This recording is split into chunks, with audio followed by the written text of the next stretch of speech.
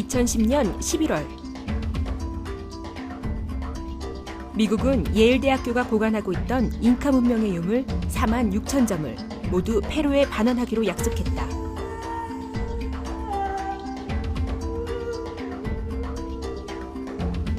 연구를 이유로 18개월 대여 형식으로 빌려간 유물이 무려 100년 만에 주인에게 돌아간 것이다.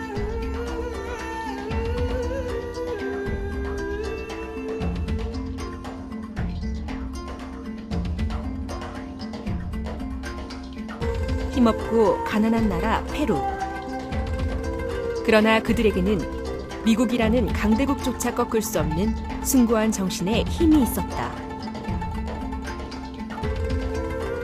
그것은 바로 조상들의 유물을 되찾겠다는 페루 정부와 시민들의 뜨거운 열망이었다.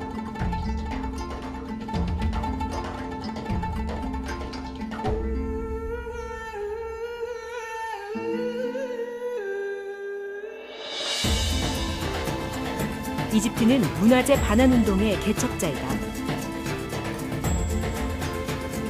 2010년 영국 런던 대학교는 20만 년 전 구석기 유물을 되돌려주어야 했고, 프랑스는 이집트 왕들의 계곡 근처 무덤에서 출토된 벽화 구조를 이집트에 반환해야 했다.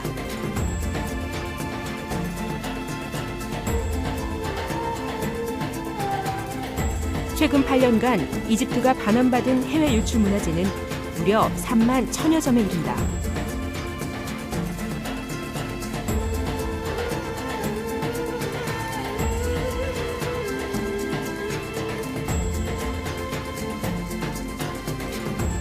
중국은 미국, 영국, 프랑스가 약탈해간 문화재 실태 파악을 위해 전담팀까지 구성하였다. 중국 국가문물국은 이 실태 조사 내용을 바탕으로 해당 국가들에게 공식적인 반환을 요구하겠다는 계획이다.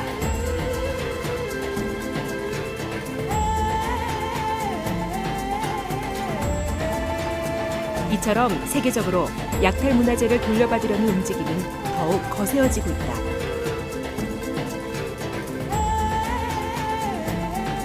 대한민국 역시 공식적으로 확인된 해외 유출 문화재는 무려 7만 4천 점에 달한다. 그러나 이 숫자는 박물관과 전시관 등이 소장하고 있는 유물들에 지나지 않는다.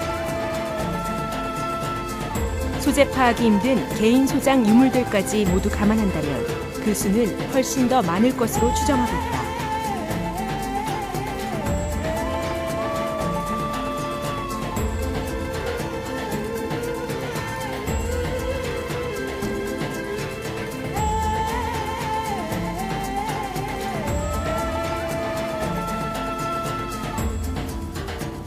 그러나 지난 60년간 회수한 문화재는 불과 5,000점.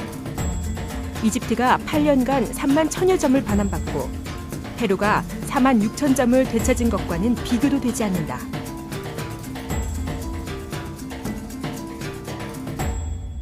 (2010년) 일본은 한국의 도서문화재 1,205책을 반환키로 했다.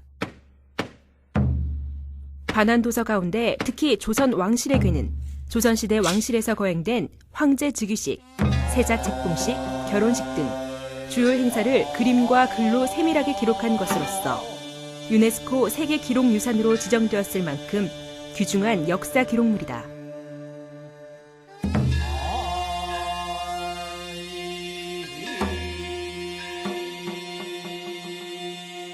그러나 우리가 요구하고 기대했던 문화재는 제외하고 일본이 일방적으로 반환 대상을 결정한 것은 큰 아쉬움을 남겼다. 현재 일본은 총 6만 점이 넘는 한국 문화재를 소유하고 있다. 이번에 반환하게 될 1,200여 권의 도서는 이제 시작일 뿐이다.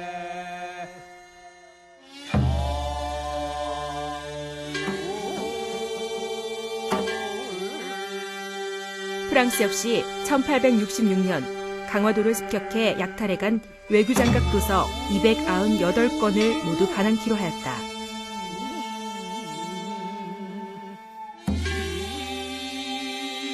프랑스는 한국의 끊임없는 반환 요구를 번번이 거절해왔다.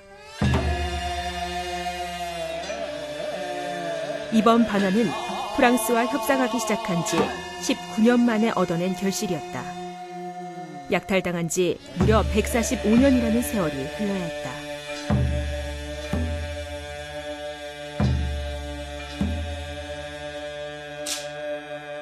한국인들이 해외 유출 문화재 가운데 가장 큰 관심을 갖는 것은 세계 최초의 금속 활자 인쇄본인 직지 신체 요절이다.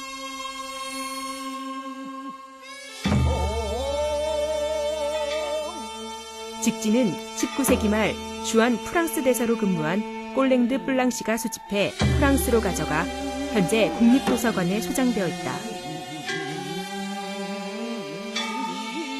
이 책의 인쇄 연도는 1377년으로 구텐베르크의 42행 성서보다 78년이나 빨랐고 1990년 파리 만국 박람회에 처음 소개되어 세계를 깜짝 놀라게 함으로써 서양 중심으로 기록되어 온 인쇄 역사를 한국 중심으로 다시 쓰게 만들었다.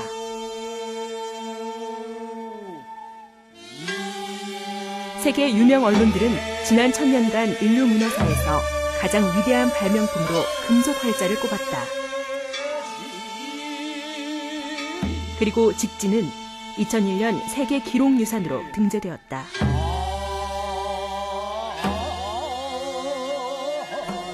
한국인들에게 직지는 한글, 거북선과 더불어 가장 위대한 문화유산이다.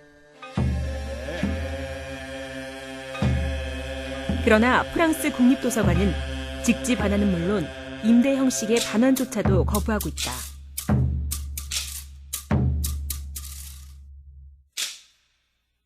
그러면서도 정작 그들은 1차 세계대전 이후 독일이 약탈해간 문화재를 반환 소송을 통해 100% 모두 되돌려받는 이중성을 보이고 있다.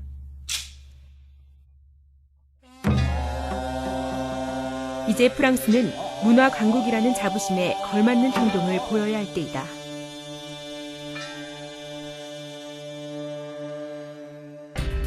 국제사회에서 문화재 반환 대상의 범주는 크게 4가지로 구분된다.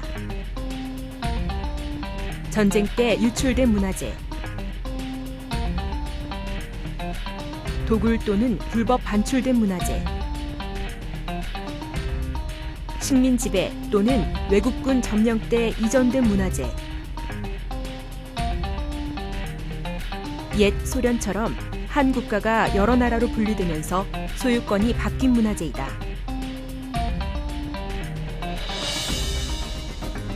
(1970년) 제16차 유네스코 총회에서 채택된 문화재의 불법 반출, 소유권 양도 금지와 예방수단에 관한 협약은 이 가운데 2번째 범주인 도굴 또는 불법 반출된 문화재에 적용되는 국제협약이다.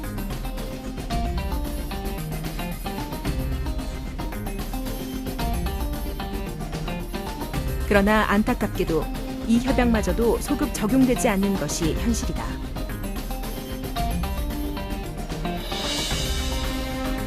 무엇보다 식민 지배 당시 유출된 문화재 반환과 관련해 현재로서는 국제적으로 구속력 있는 협약이 존재하지 않는다. 결국 소유주로부터 기증을 받거나 구입하는 방법 외에는 이해 당사국 정부 간 협상으로 풀 수밖에 없다.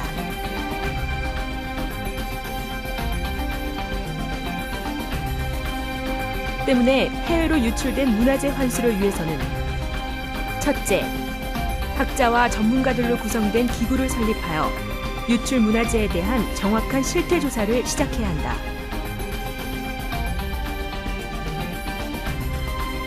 둘째, 치밀한 역사적 검증을 통해 반환을 요구할 수 있는 구체적인 근거를 마련해야 한다.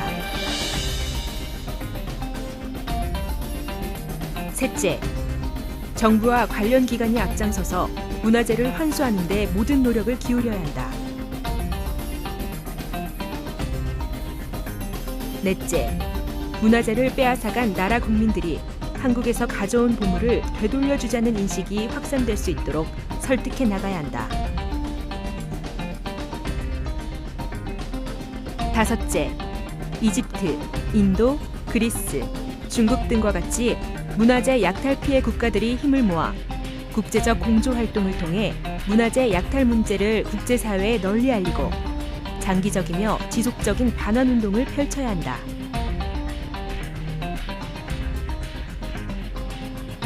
여섯째, 돌려받은 문화재에 대한 관리도 소홀히 해서는 안 된다. 문화재의 가치에 따라 국보 지정 등 후속 절차가 신속히 이루어져야 할 것이다. 사이버 외교사절단 방크의 청소년과 청년들은 각 지역별로 해외에 유출된 문화재들을 조사하여 지역사회에 홍보하고 각 지방 문화재청에 반환을 촉구하는 서한을 발송하였다.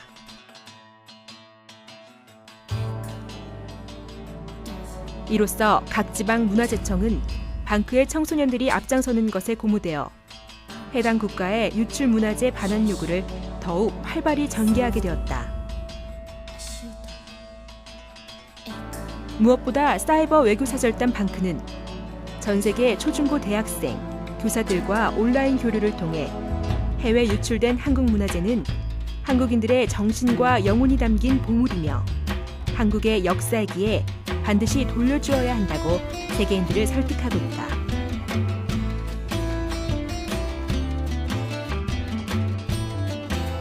이제 문화재 반환과 환수 의무는 양심 있는 선진국 국민들로서, 문화를 사랑하는 강대국 국민들로서, 인류 보편적 가치를 추구하는 지식인들로서 반드시 지켜야 할 세계 질서이자 도리이다.